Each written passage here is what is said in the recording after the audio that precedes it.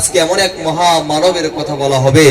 আজকের এই নেট ইন্টারনেটের যুগে যদি সেই মহামানবের নামগুলা সার্চ করা হয়, সেই নেটের মাধ্যমে এই সেন্টেন্সগুলা বলে বলে best man, best human in the world, who is the best man in the world, সর্বপ্রথম যে মহামানবের নাম চলে আসবে তিনি হচ্ছে আপনার নবী, আমার নবী জনাবে মুহাম্মদুর রাসূলুল্লাহ সাল্লাল্লাহু আলাইহি ওয়াসাল্লাম। সুবহানাল্লাহ।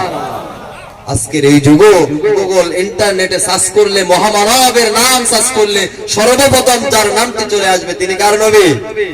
আমরা সেই নবীর উম্মত। সম্মানিত প্রিয় হাজিরিন, সেই নবীর জীবনী থেকে সংক্ষিপ্ত সময় আলোচনা করব। লা ইলমা লানা ইল্লা মা আল্লামতানা ইন্নাকা আনতাল আলিমুল হাকীম। সম্মানিত প্রিয় উপস্থিতি, সম্মানিত প্রিয় হাজিরিন, রাসূল সাল্লাল্লাহু আলাইহি ওয়াসাল্লাম এই দুনিয়ার জমিনে এসেছেন ওয়া আরসালনাকা ইল্লা রাহমাতাল লিল আলামিন। রাহমাতাল লিল আলামিন হিসেবে রাসূল এই দুনিয়ার জমিনে এসেছেন।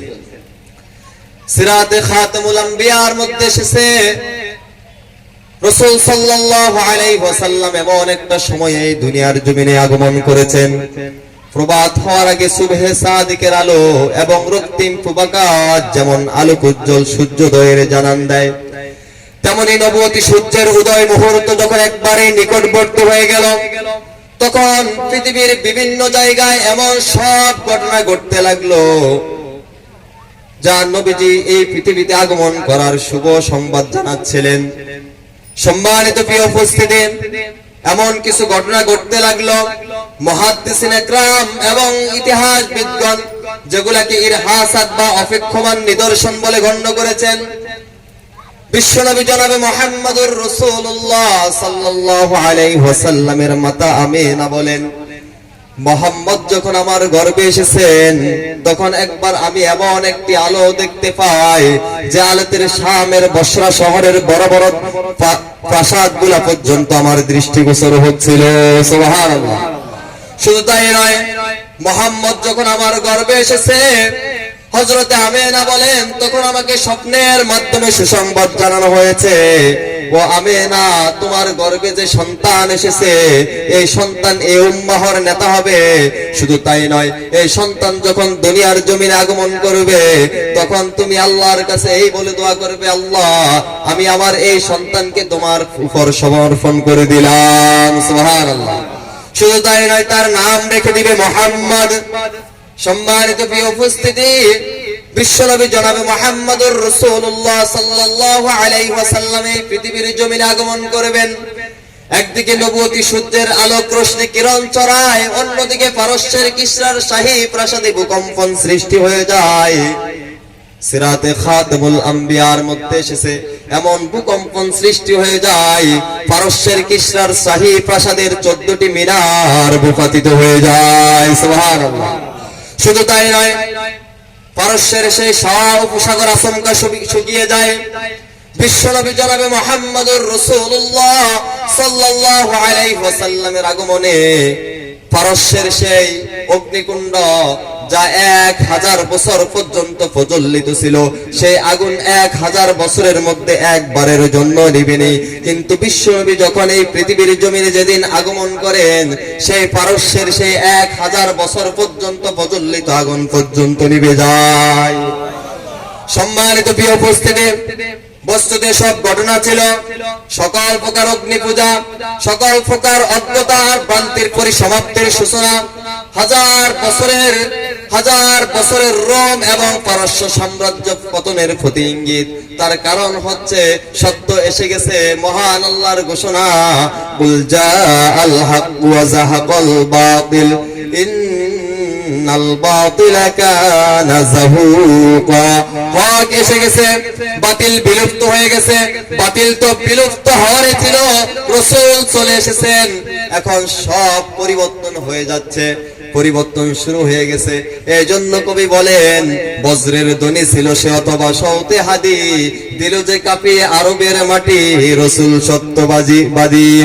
জাগালো সে এক নতুন লগ্ন সকলের অন্তরে, জাগিয়ে গেল সে জনতাকে চির শক্তির প্রান্তরে, সারা পড়ে গেল চারিদিকে এই সত্যের পয়গামে, হলো মুখরিত গিরি প্রান্তর চির সত্যের নামে। সুবহানাল্লাহ। সম্মানিত প্রিয় উপস্থিতি, সম্মানিত প্রিয় হাজিরিন, ইবনে আসাকির রাহমাতুল্লাহি আলাইহি বিশ্বনবী জনাবে মুহাম্মদুর রাসূলুল্লাহ সাল্লাল্লাহু আলাইহি ওয়াসাল্লাম সম্পর্কে বলতে গিয়ে তিনি পৃথিবীর সংক্ষিপ্ত ইতিহাস বর্ণনা করলেন। তিনি পৃথিবীর সংক্ষিপ্ত ইতিহাস বর্ণনা করতে গিয়ে তিনি বলেন, নবী আদম আলাইহিস সালাম থেকে নূহ আলাইহিস সালাম পর্যন্ত মধ্যখানে সময়ের ব্যবধান ছিল 1142 বছর। নবী নূহ আলাইহিস সালাম থেকে নবী ইব্রাহিম আলাইহিস সালাম পর্যন্ত মধ্যখানে সময়ের ব্যবধান ছিল 1200 বছর।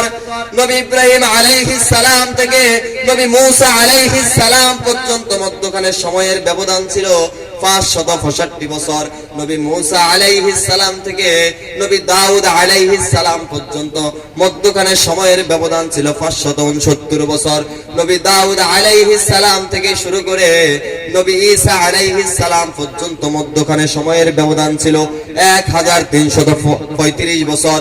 নবী ঈসা আলাইহিস সালাম থেকে আখির নবী বিশ্ব নবী জনাবে মুহাম্মদুর রাসূলুল্লাহ সাল্লাল্লাহু আলাইহি ওয়াসাল্লাম পর্যন্ত মধ্যখানে সময়ের ব্যবধান ছিল 600 বছর।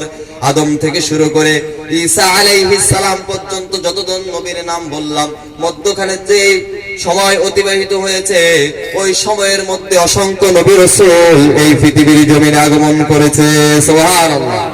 কিন্তু নবী ঈসা আলাইহিস সালাম থেকে নবী মুহাম্মদুর রাসূলুল্লাহ সাল্লাল্লাহু আলাইহি ওয়াসাল্লাম পর্যন্ত এই 600 বছরে কোন নবী এই পৃথিবীর জমিনে আগমন করেন নাই, কোন রাসূল এই পৃথিবীর জমিনে আগমন করেন নাই। তাই এই 600 বছরের মধ্যে মানুষগুলা আস্তে আস্তে গোমরাহির দিকে ছুটতে শুরু করলো। আস্তে আস্তে মানুষগুলা অগ্নি পূজা, চন্দ্র পূজা, মূর্তি পূজা করতে শুরু করলো। তারা এক পর্যায়ে নবী ঈসা আলাইহিস সালামকে আল্লাহর পুত্র বলে দাবি করতে শুরু করলো। শুধু তাই নয়, তারা সকল প্রকার যুদ্ধ, বিগ্রহ, মারামারি, কাটাকাটি, জিনা, ব্যভিচার, অন্যায়, অবিচার, সকল প্রকার পাপ কুঙ্কিলতার মধ্যে তারা যখন হাবুডুবু খাচ্ছিল, ঠিক সেই সময়ে 570 খ্রিস্টাব্দে 12 রবিউল আউয়াল মতান্তরে 9 রবিউল আউয়াল এই পৃথিবীর জমিনে আগমন করেন সর্বকালের সর্বযুগের সর্বশ্রেষ্ঠ মহামানব, মানবতার মুক্তির দিশারি, মানবতার মহান শিক্ষক, সাইয়্যিদুল মুরসালিন, খাতিমুন নবিয়্যিন নবী মুহাম্মদুর রাসূলুল্লাহ সাল্লাল্লাহু আলাইহি ওয়াসাল্লাম এই পৃথিবীর জমিনে আগমন করেন। আল্লাহ তাআলা এই পৃথিবীর জমিনে তাকে প্রেরণ করে বলেন, ওয়া আরসালনাকা ইল্লা রাহমাতাল লিল আলামিন। সুবহানাল্লাহ। And we have sent you not but as a mercy for the world. আল্লাহ তাআলা বিশ্ব নবীকে প্রেরণ করে বলেন, ও নবী, আমি আপনাকে এই পৃথিবীর জমিনে প্রেরণ করেছি ওমা আরসালনাকা ইল্লা রাহমাতাল লিল আলামিন, রহমত হিসেবে প্রেরণ করেছি। সুবহানাল্লাহ। রহমাতাল লিল আলামিন এই পৃথিবীর জমিনে রহমত হিসেবে এসেছেন। আল্লাহ বলেন, নবী আপনাকে রহমত হিসেবে প্রেরণ করলাম। আল্লাহ নিজে বলেন, আমি হলাম রব্বিল আলামিন, আমি হচ্ছি জগৎ সমূহের রব, আমি হচ্ছি রব্বিল আলামিন, আর আপনি হচ্ছেন রহমাতাল লিল আলামিন, আমি হচ্ছি জগৎ সমূহের রব, আর আপনাকে প্রেরণ করেছি জগৎ সমূহের রহমত। সুবহানাল্লাহ। সম্মানিত প্রিয় উপস্থিতি, সম্মানিত প্রিয় হাজিরিন, রহমাতাল লিল আলামিন নবী এই পৃথিবীর জমিনে চলে আসলেন। এই জন্য নবী নিজেই বলেন, আনা মুহাম্মদ, আমি হলাম মুহাম্মদ, ওয়া আনা আহমদ, আমি হলাম আহমদ, ওয়া আনা নবিয়্যুর রাহমাত, আর আমি হলাম নবী রহমত। সুবহানাল্লাহ। সম্মানিত প্রিয় হাজিরিন, এই জন্য কবি বলেন, তোমারই শান কেমনে বর্ণিব, আমি যে অদমহীন, কুল কায়নাতের শ্রেষ্ঠ রাসূল রহমাতাল লিল আলামিন। রহমাতাল লিল আলামিন নবী এই দুনিয়ার জমিনে আগমন করলেন। তিনি এই দুনিয়ার জমিনে আগমন করলেন। এই পৃথিবীর জমিনে যেদিন আগমন করলেন, হযরতে আমিনা বলেন, যেদিন মুহাম্মদ আমার গর্ভ থেকে ভূমিষ্ঠ হলো, আমি এমন একটি আলো সেদিন দেখতে পেলাম যে আলোতে পৃথিবীর পূর্ব থেকে পশ্চিম পর্যন্ত পুরো পৃথিবী আলোকিত হয়ে গেল। সুবহানাল্লাহ।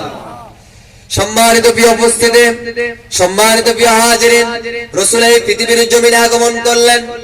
আগমন করার 6 মাস পূর্বে তার বাবা দুনিয়ার জমিন থেকে বিদায় নিয়ে চলে গেলেন। বাবা আব্দুল্লাহ দুনিয়ার জমিন থেকে রাসূল আসার 6 মাস পূর্বে চলে গেলেন। এতিম হয়ে এই দুনিয়ার জমিনে নবী আগমন করলেন। আল্লাহ তাআলা সেই কথাও কোরআনের মধ্যে বলেন, আলাম ইয়াজিদকা ইয়াতীমান ফাআওয়া, নবী আমি কি আপনাকে ইতিম অবস্থায় পাইনি, অতঃপর আমি কি আপনাকে আশ্রয় দেইনি? অর্থাৎ নবী আপনাকে তো, আপনি এতিম হয়ে দুনিয়াতে এসেছেন, এতিম অবস্থায় আপনাকে পেলাম। ও নবী, আপনি এতিম ছিলেন, আমি রব আপনাকে আশ্রয় দিয়েছি।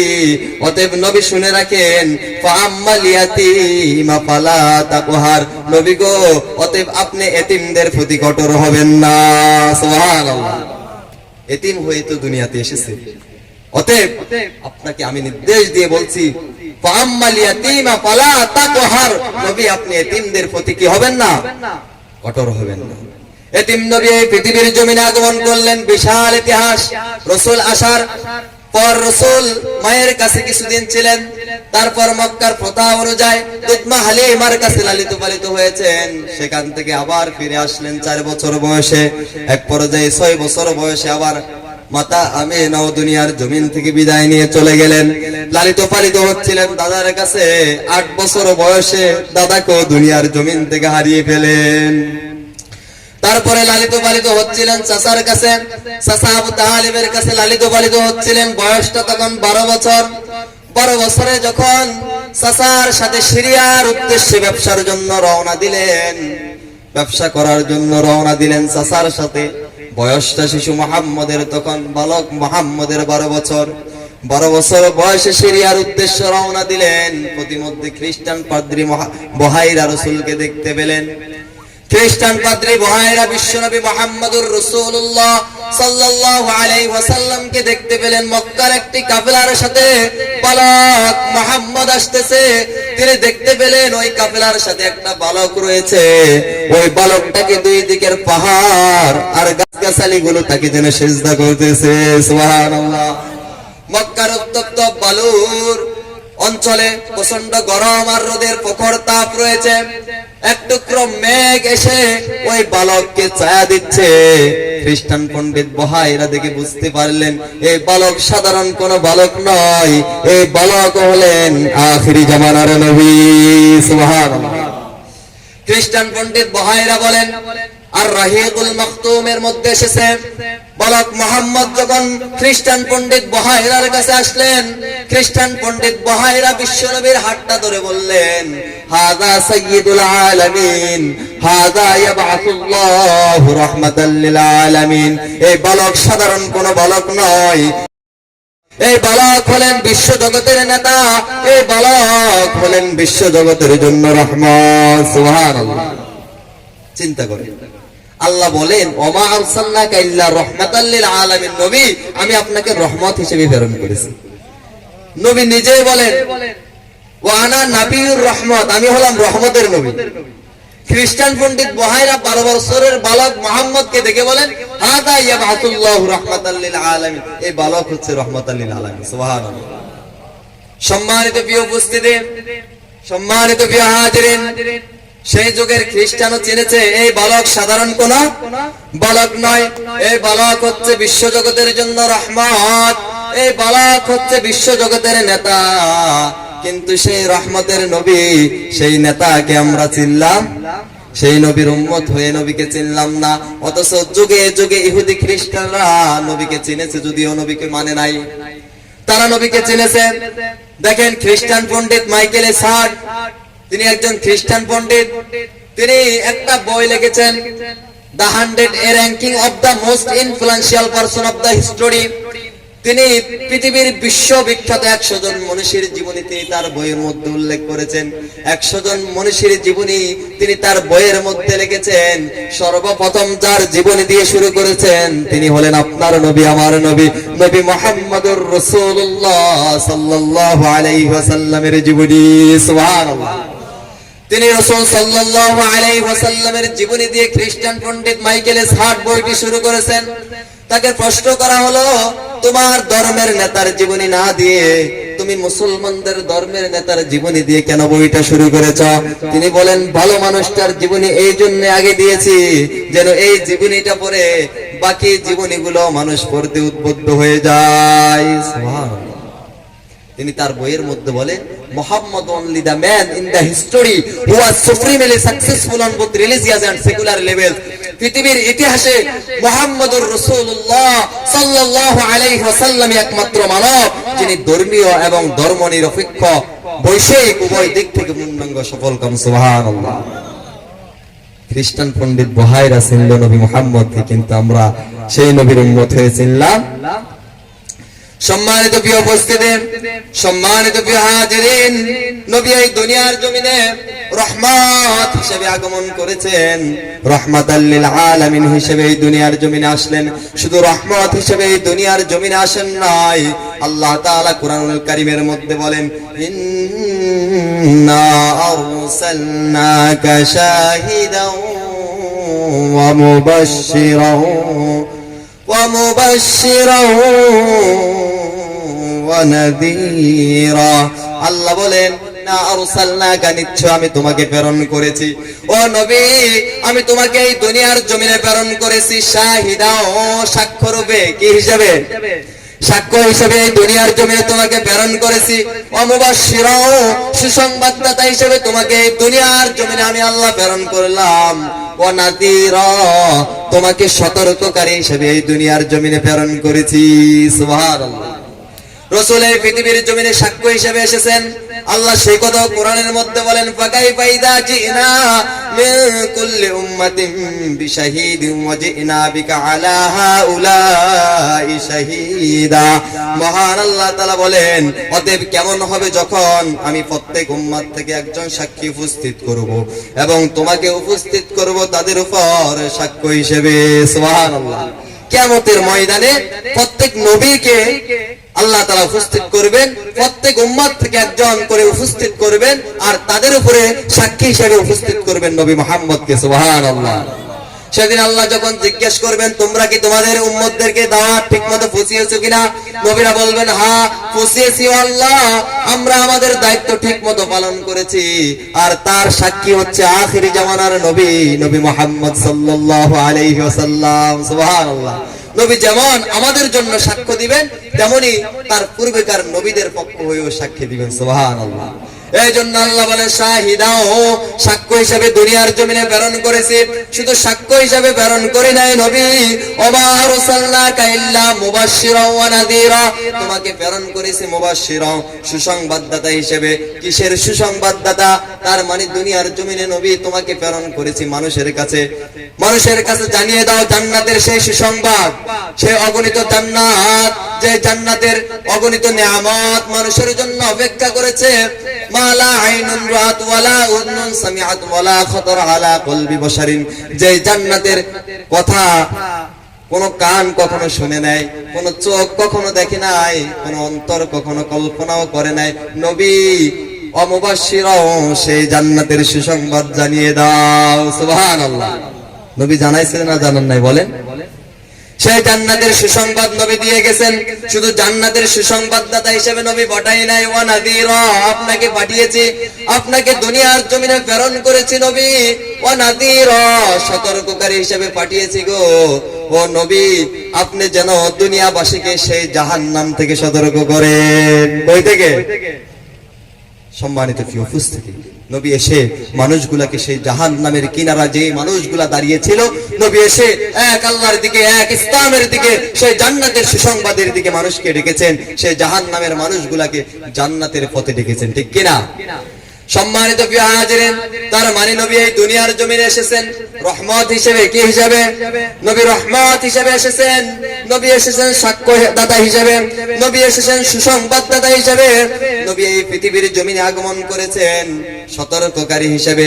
যেই নবী রহমত হিসেবে আসলেন, যেই নবী সাক্ষী হিসেবে আসলেন, যেই নবী সুসংবাদদাতা হিসেবে এই দুনিয়ার জমিনে আগমন করলেন, যেই নবী এই দুনিয়ার জমিনে সতর্ককারী হিসেবে আসলেন, আল্লাহ তাআলা কুরআনুল কারীমের মধ্যে বলেন, যেই নবীকে তোমাদের জন্য প্রেরণ করলাম, ও মানুষ শুনে রাখো, লাকাদ কানা লাকুম ফি রাসূলিল্লাহি উসওয়াতুন হাসানা, ওই নবীর মধ্যে রয়েছে তোমাদের জন্য উত্তম আদর্শ। সুবহানাল্লাহ। আমাদের আদর্শ কার মধ্যে? আমাদের আদর্শ, আমরা কার আদর্শের সৈনিক বলেন? মুজিবের আদর্শের সৈনিক, জিয়ার আদর্শের সৈনিক, এরশাদের আদর্শের সৈনিক, হ্যাঁ বলি না আমরা? আল্লাহ তাআলা 1450 বছর পূর্বে কুরআনুল কারীমকে নাজিল করে দিয়ে বলেন, না না, মুজিবের আদর্শের সৈনিক নয়, জিয়ার আদর্শের সৈনিক নয়, তোমরা এরশাদের আদর্শের সৈনিক নয়, তোমরা কোন দুনিয়াবী নেতার আদর্শের সৈনিক নয়। আমি আল্লাহর ঘোষণা হচ্ছে, লাকাদ কানা লাকুম ফি রাসূলিল্লাহি উসওয়াতুন হাসানাহ, তোমরা হচ্ছে নবী মুহাম্মদুর রাসূলুল্লাহ সাল্লাল্লাহু আলাইহি ওয়াসাল্লামের আদর্শের সৈনিক। সুবহানাল্লাহ। কেমন আদর্শবান নবী ছিলেন, কেমন আদর্শবান নবী আমরা পেলাম। সম্মানিত প্রিয় উপস্থিতি, সম্মানিত প্রিয় হাজিরিন, কেমন আদর্শ নবীর মধ্যে ছিলেন। আজকে আমরা যাদের আদর্শ গ্রহণ করেছি, যাদেরকে আমাদের আদর্শের আইডল মনে করি, তারা মঞ্চে গিয়ে মানবতার পক্ষে বড় বড় স্লোগান দেয়, বড় বড় স্লোগান দেয় আর বক্তব্য দেয়, কিন্তু আসলে তাদের মধ্যে মানবতা নাই। তারা মঞ্চে গিয়ে মানুষের সামনে মানবতার স্লোগান দেয়, মানবতার পক্ষে কথা বলে, কিন্তু বাড়িতে গিয়ে তাদের কর্মচারী আর ড্রাইভারদের সাথে এক প্লেট তো দূরের কথা, এক টেবিলও খায় না। খায় নাকি? বলে আমাদের সম্মানে আঘাত লাগবে, এই জন্য কর্মচারীদের সাথে এক প্লেটও খেতে পারে না, কিন্তু মানুষের সামনে তারা মানবতার পক্ষে বড় বড় স্লোগান। অথচ আমার নবী, আপনার নবী, যার মধ্যে আমাদের আদর্শ লুকায়িত রয়েছে, সেই নবী কেমন আদর্শবান নবী ছিলেন। রাসূল সাল্লাল্লাহু আলাইহি ওয়াসাল্লাম মদিনার জমিনে একবার খাবার খাচ্ছিলেন। বিশ্বনবী জনাবে মুহাম্মদুর রাসূলুল্লাহ সাল্লাল্লাহু আলাইহি ওয়াসাল্লামের সামনে দিয়ে যাচ্ছিলেন কালো কুসরি, এবড়ো থেবড়ো চেহারা, নাকটা মোটা, ঝুলান্ত ঠোঁট, হযরতে বেলাল হাবশী রাদিয়াল্লাহু, গোলামের ঘরের গোলাম হযরতে বেলাল রাদিয়াল্লাহু বিশ্বনবীর সামনে দিয়ে যাচ্ছেন। বেলাল রাদিয়াল্লাহু যখন সামনে দিয়ে যাচ্ছেন, রাসূল প্লেটের মধ্যে কিছু খাবার খাচ্ছিলেন। বেলালকে দেখে বললেন, ইয়া বেলালুন তাআল হিনা কুল মাই, হে বেলাল, আমার কাছে আসো, আমার সাথে একসাথে খাও। সুবহানাল্লাহ। বেলাল রাদিয়াল্লাহু থমকে দাঁড়িয়ে গেলেন। বেলালের চোখ থেকে ঝরঝর করে পানি ঝরতে শুরু করলো। বিশ্বনবী জনাবে মুহাম্মদুর রাসূলুল্লাহ সাল্লাল্লাহু আলাইহি ওয়াসাল্লাম ডাক দিয়া বললেন, বেলাল, আমার সাথে একসাথে খেতে বলেছি, বেলাল তুমি কেন কাঁদো? হযরতে বেলাল বলেন, ইয়া রাসূলুল্লাহ, ইয়া হাবিবাল্লাহ, আমি উমাইয়ার গোলাম ছিলাম, আমি উমাইয়ার গোলাম ছিলাম। মক্কার জমিনে আমার মনের ছিল উমাইয়া। ও আল্লাহর নবী, আমি যখন উমাইয়ার গোলাম ছিলাম, উত্তপ্ত মরুর বালুর অঞ্চল দিয়ে যখন হাঁটতাম, আমার ফাটা পাও দিয়ে জর্জর করে, আমার ফাটা পাও দিয়ে জর্জর করে রক্ত ঝরতে থাকতো। আমার মনিব উমাইয়া তাকাইয়া তাকাইয়া দেখতো, আমাকে এক জোড়া জুতা দেওয়া হতো না, আমাকে মৌজা দেওয়া হতো না। ইয়া রাসূলুল্লাহ, তার কারণ ছিল মনিবের পায়ে জুতা, মনিবের পায়ে মৌজা রয়েছে। গোলামের পায়েও যদি জুতা আর মৌজা থাকে, তাহলে মনিব আর গোলাম দেখতে একই রকম দেখা যাবে। এই জন্য আমাকে জুতা দেওয়া হতো না। শুধু তাই নয়, শীতের সময়ে যখন প্রচন্ড শীত লাগতো, ইয়া রাসূলুল্লাহ, আমাকে চাদর দেওয়া হতো না, আমাকে কম্বল দেওয়া হতো না। তার কারণ হলো মনিবের গায়ে চাদর আর কম্বল রয়েছে। গোলামের গায়েও যদি চাদর আর কম্বল থাকে, মনিব আর গোলাম দেখতে একই রকম দেখা যাবে। এই জন্য আমাকে চাদর আর কম্বল দেওয়া হতো না। সম্মানিত প্রিয় উপস্থিতি, হযরতে বেলাল বলেন, ইয়া রাসূলুল্লাহ, আমি সেই উমাইয়ার কাছে থেকে থেকে বুঝতে পেরেছি, মনে হয় মনিব হচ্ছে মানুষ আর গোলাম হচ্ছে প্রাণী। ইয়া রাসূলুল্লাহ, আমার মানব জীবন সার্থক হয়ে গেছে। আমার মতো কালো কুচি এবড়ো থেবড়ো চেহারার বেলাল, গোলামের ঘরের গোলাম, আমি কালো কুচি বেলালকে মক্কার কুরাইশ বংশের আব্দে মানাব গোত্রের শ্রেষ্ঠ সন্তান, আখিরি জামানার নবী, যেই নবী দুজাহানের নবী, সেই নবী আমাকে এক প্লেটে খেতে বলেছে। আমার মানব জীবনটা সার্থক হয়ে গিয়েছে। আমি বেলাল আজকে বুঝতে পেরেছি, আমি বেলাল যে একজন মানুষ। আপনার সোহবতে যদি না আসতাম, আমি বেলাল যে মানুষ সেটা কখনো কল্পনা করতে পারতাম না। সুবহানাল্লাহ। মানবতা কাকে বলে? মানবতা কাকে বলে? সম্মানিত প্রিয় উপস্থিতি, সম্মানিত প্রিয় হাজিরিন, শুধু তাই নয়, রাসূলের মধ্যে কেমন মানবতা ছিল। হযরত আনাস রাদিয়াল্লাহু বলেন, আমি বিশ্বনবীর খেদমতে 10 বছর ছিলাম, তার সোহবতে 10 বছর পর্যন্ত আমি ছোট্ট আনাস বিশ্বনবীর খেদমত করেছিলাম। 10 বছরের মধ্যে বিশ্বনবী কখনো আমাকে একটা ধমক দেন নাই।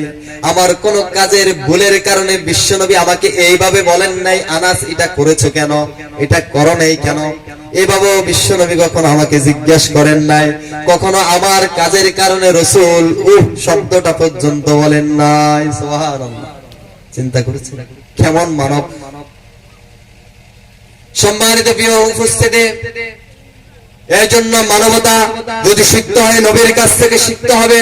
আদর্শ যদি গ্রহণ করতে হয় দুনিয়াবি কোন নেতার কাছে নয়, নবী মুহাম্মদুর রাসূলুল্লাহ সাল্লাল্লাহু আলাইহি ওয়াসাল্লামের আদর্শ মানতে হবে। তার কারণ হচ্ছে যেদিন কবরে রাখা হবে সেদিন বলা হবে বিসমিল্লাহি ওয়া আলা মিল্লাতি রাসূলুল্লাহ, আল্লাহর নামে রাসূলের মিল্লাতের উপর রাসূলের দলে রেখে গেলাম। কার দলে রেখে গেলাম?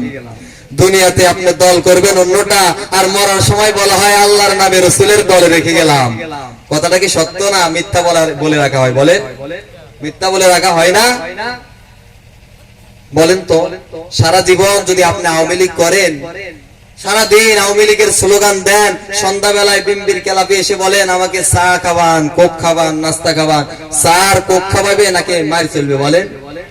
আবার বিএনপির মিছিল মিটিং এ সারাদিন ছিলেন, সন্ধ্যাবেলায় যদি আওয়ামী লীগের ক্লাবে যায় চা আসান, চা চলবে না মার চলবে? কথা বলেন, কি চলবে?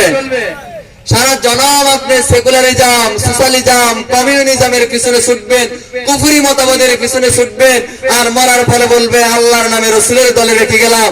ওই রাসূলের কাছে যাই সেদিন জান্নাত চাইলে রাসূল কি আপনার পক্ষে সাক্ষী দিবে? সেদিন কি আপনার জন্য জান্নাত থাকবে নাকি ফেরেশতারা মুগুরি লিয়ে দাঁড়ায় দেখবে? বলেন। আমাদের বিবিকে বেশি ওয়াজ লাগে না, সামান্য এইটুকু কথাতেই আমাদের বুঝে আসে।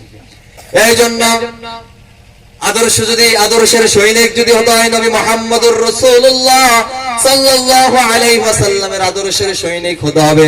যে নবীর আদর্শের কথা আজকে ইহুদি খ্রিস্টানরা বলে, আজও ইংল্যান্ডের ব্রিটিশ মিউজিয়ামের মধ্যে লেখা আছে, as a father, as a leader, as a teacher, as a law giver, as a law maker, as a reformer of the society, Muhammad is the superman of the world. নেতা হিসাবে, পিতা হিসাবে, শিক্ষক হিসাবে, সমাজ সংস্কারক হিসাবে নবী মুহাম্মদুর রাসূলুল্লাহ সাল্লাল্লাহু আলাইহি ওয়াসাল্লাম হলেন পৃথিবীর একজন সুপারম্যান। সুবহানাল্লাহ। সম্মানিত প্রিয় উপস্থিতি, সম্মানিত প্রিয় হাজিরিন, এই জন্য সেই নবী নিজেই বলেন আনা সাইয়্যিদু ওয়ালাদি আদম ইয়াউমাল কিয়ামাহ, কিয়ামতের ময়দানে আমি বনি আদমের নেতা হব। আমি কিয়ামতের ময়দানে বনি আদমের নেতা হব। ওয়ালা ফখর, এটা আমার কোনো অহংকার নাই। সুবহানাল্লাহ। নবী বলেন আমি বনি আদমের নেতা হব, আমার কোনো অহংকার। আজকে দুই একজনের পিছনে স্লোগান দিলে আরে কি নেতা, তার বাপসাপ কি, তার জন্য রাস্তা দিয়ে হাঁটা যায় না, রাস্তা সারি দিয়ে বাইরে দিয়ে হাঁটতে হয়, হয় না? কি অহংকার তার, কি দাহর তার। আর নবী বলেন আনা সাইয়্যিদু ওয়ালাদি আদম ইয়াউমাল কিয়ামাহ, কিয়ামতের ময়দানে আমি বনি আদমের নেতা হব। ওয়ালা ফখর, এতে আমার কোনো অহংকার নেই। অবিয়াদিলিয়াউল হামদি, কিয়ামতের ময়দানে আল্লাহর প্রশংসার পতাকাটা আমি নবীর হাতে থাকবে। ওয়ালা ফখর, এতো আমি নবীর কোনো অহংকার নেই। শুধু তাই নয়, ওমা মিন নাবিয়্যিন ইয়াউমাইদিন আদামু ফামান সিয়াহু ইল্লা তাহতা লিওয়াই, আদম থেকে শুরু করে সমস্ত নবীরা আমার পতাকার নিচে সেদিন অবস্থান করবে। ওয়ানা আউয়ালু মান তানশাক্কু আনহুল আরদ, সর্বপ্রথম আমার জন্য জমিনটাকে বিদীর্ণ করে দেওয়া হবে। ওয়ালা ফখর, এতো আমি নবীর কোনো অহংকার নেই। সুবহানাল্লাহ। সম্মানিত প্রিয় উপস্থিতি, নবী দুনিয়ারও নেতা, নবী আখিরাতেরও নেতা, অথচ নবী বলেন ওয়ালা ফখর, আমার কোনো কি নেই, অহংকার নেই। সম্মানিত প্রিয় উপস্থিতি, সম্মানিত প্রিয় হাজিরিন, এই জন্য সেই নবীর আদর্শের সৈনিক হতে হবে। সেই নবীর আদর্শের সৈনিক যদি হওয়া যায় তাহলে দুনিয়া তো সফল, পরকালও সফল।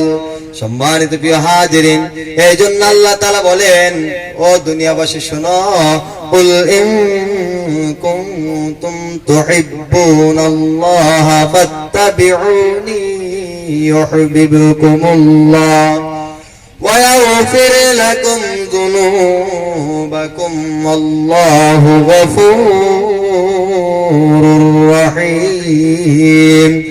আল্লাহ বলেন নবী আপনি বলুন, কুল আপনি বলুন, ইন কুনতুম তুহিব্বুনাল্লাহ, যারা আমি আল্লাহকে ভালোবাসতে চাই। কাকে ভালোবাসতে চাই? আমরা আল্লাহকে ভালোবাসতে চাই তো? চাই না? চাই না? আল্লাহ বলেন নবী আপনি বলে দেন, ইন কুনতুম তুহিব্বুনাল্লাহ, যারা আমি আল্লাহকে ভালোবাসতে চাই, ফাত্তাবিউনি, তারা যেন আপনি নবীকে অনুসরণ করে। কাকে অনুসরণ করে? আল্লাহকে যদি ভালোবাসতে চায় নবী আপনি বলেন ফাত্তাবিউনি, তারা যেন আপনাকে অনুসরণ করে। অনুসরণ করা মানে কি?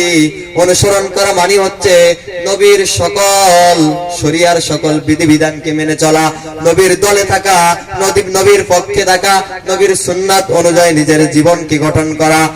আল্লাহর জমিনে আল্লাহর দ্বীনকে প্রতিষ্ঠার জন্য নবী যেভাবে সংগ্রাম করেছেন, ইকামতে দ্বীনের আন্দোলনকে প্রতিষ্ঠা করার জন্য, ইসলামের জন্য যেভাবে জেল খেটেছেন, জুলুমের শিকার হয়েছেন, তেমনি এই ইসলামকে প্রতিষ্ঠার জন্য সেই পথে অগ্রসর হওয়া, এটাই হচ্ছে ফাত্তাবিউনি, রাসূলের অনুসরণ। সুবহানাল্লাহ। এই জন্য আল্লাহ বলেন, কুল নবী আপনি বলেন, ইন কুনতুম তুহিব্বুনাল্লাহ, যারা আমি আল্লাহকে ভালোবাসতে চাই, ফাত্তাবিউনি, তারা যেন আপনি নবীকে অনুসরণ করে।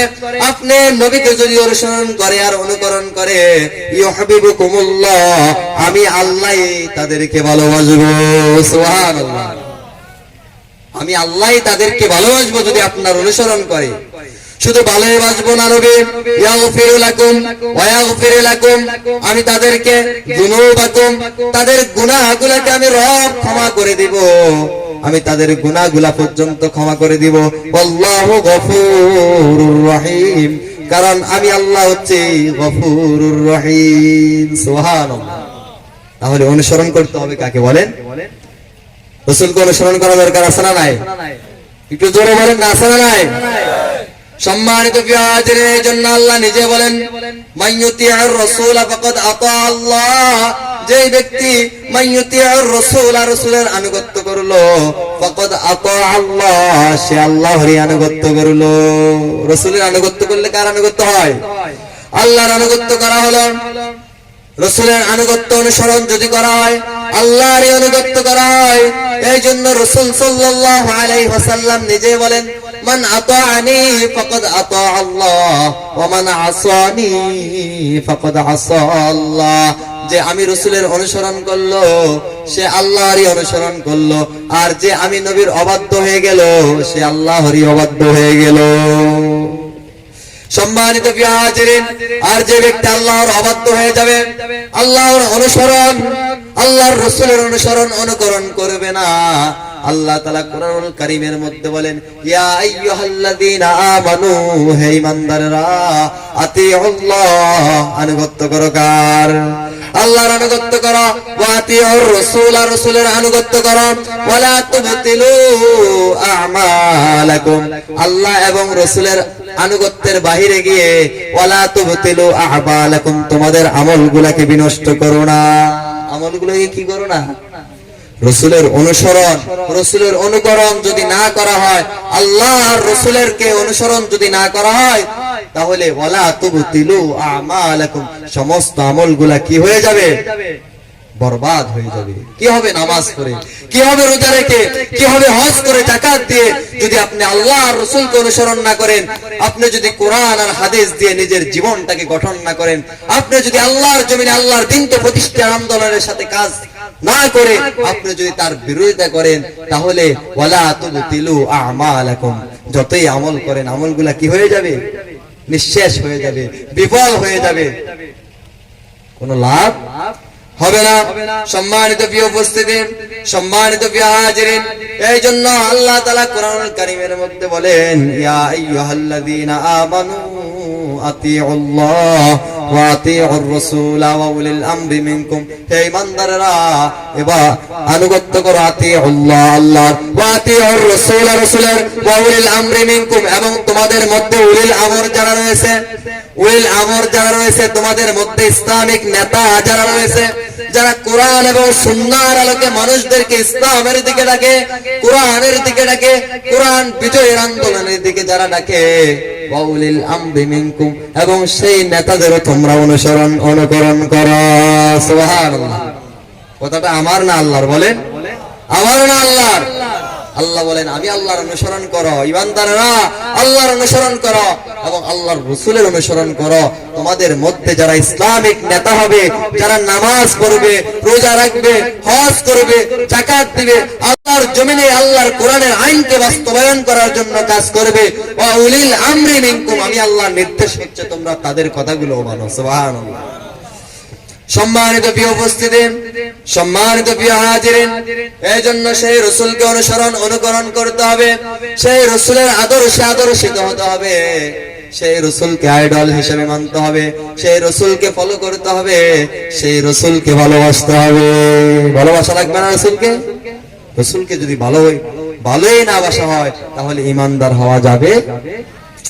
এই জন্য হাদিস শরীফের মধ্যে এসেছে, লা ইউমিনু আহাদুকুম হাত্তা আকুনা আহাব্বা ইলাইহি মিন ওয়ালিদিহি ওয়া ওয়ালাদিহি ওয়ান নাসি আজমাইন। রাসূল বলেন লা ইউমিনু আহাদুকুম, তোমাদের কেউ ঈমানদার হতে পারবে না, তোমাদের কেউ ঈমানদার হতে পারবে না, হাত্তা আকুনা আহাব্বা ইলাইহি মিন ওয়ালিদিহি ওয়া ওয়ালাদিহি ওয়ান নাসি আজমাইন, যতক্ষণ পর্যন্ত না তোমরা তোমাদের পিতামাতা, তোমাদের সন্তান সন্ততি এবং পৃথিবীর সকল মানুষের চাইতে আমি নবীকে বেশি না ভালোবাসবে। নিজেদের বাবা, নিজেদের সন্তান, নিজেদের স্ত্রী স্বজন, পৃথিবীর সমস্ত কিছুর চাইতে রাসূলকে যদি বেশি ভালো না বাসা হয়, রাসূল বলেন লা ইউমিনু, তোমরা ঈমানদার হতে পারবে। এই জন্য আমাদের অন্তরে রাসূলের ভালোবাসা থাকতে হবে, রাসূলের ভালোবাসা আমাদের অন্তরে লালন করতে হবে, রাসূলকে নিজের জীবনের চাইতে বেশি ভালোবাসতে হবে। যারা রাসূলকে নিজের জীবনের চাইতে বেশি ভালোবাসতে পারে তারাই দুনিয়াতেও সফল, পরকালেও সফল। এই জন্য আমরা দেখি 1923 সালে কাঠমিস্ত্রি ইলমুদ্দিনের কথা আমরা জানি, যখন ভারতবর্ষে রাজা পাল যখন একটা বই লিখেছিলেন রঙিলা রাসূল নামে, রঙিলা রাসূল নামে একটা বই তিনি রাসূলকে কটূক্তি করে লিখেছিলেন।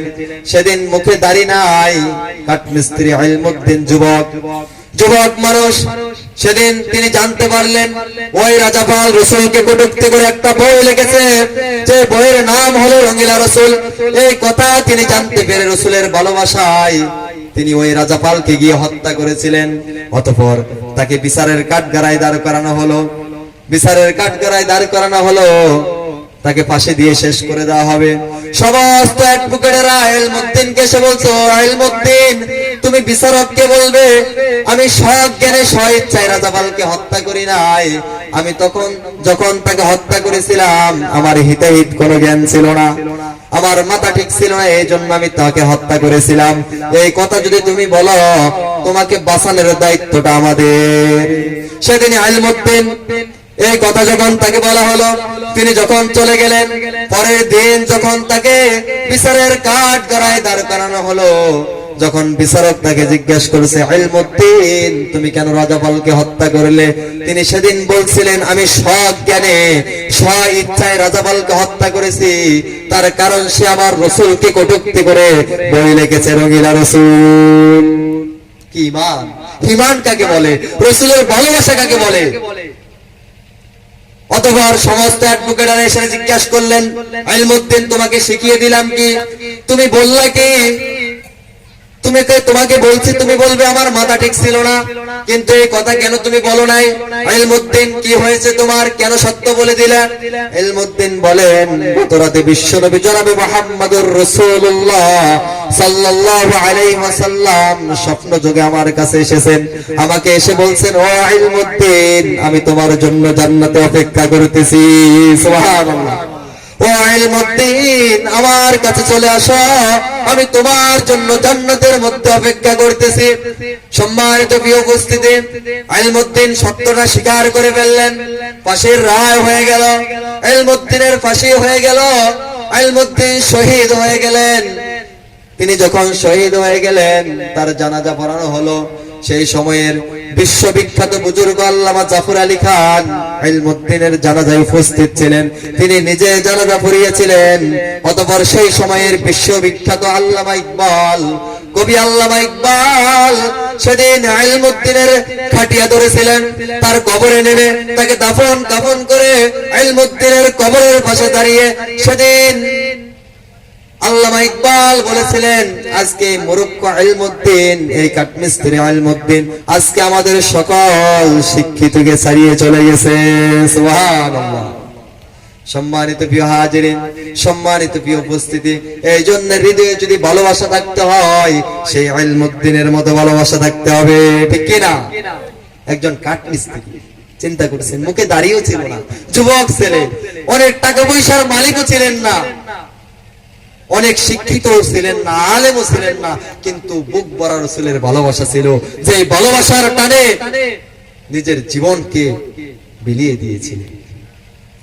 সম্মানিত প্রিয় হাজিরিন, এই জন্য নবী বলেন, লা ইউমিনু আহাদুকুম, তোমরা ঈমানদার হতে পারবে না, তোমরা ঈমানদার হতে পারবে না হাত্তা আকুনা হাব্বা ইলাইহি মিন ওয়ালিদিহি ওয়া ওয়ালাদিহি, যতক্ষণ পর্যন্ত না আমি নবী মুহাম্মদুর রাসূলুল্লাহ সাল্লাল্লাহু আলাইহি ওয়াসাল্লামকে তোমরা পৃথিবীর সমস্ত কিছুর চাইতে বেশি ভালো না বাসবে।